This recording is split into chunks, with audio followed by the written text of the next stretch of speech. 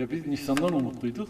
O da kurak geçti. Nisan'da Daha çok kurak geçti. kurak geçti. Bir de bu mevsimde gölün suyu Yükselirken şey düştü. ya şu anda düşüyor. Temmuz'un ilk haftası 15'ine kadar. Ondan sonra Hemen rahatsız oldum, hemen biri olacak, hemen şey olacak diye bir kanun yok.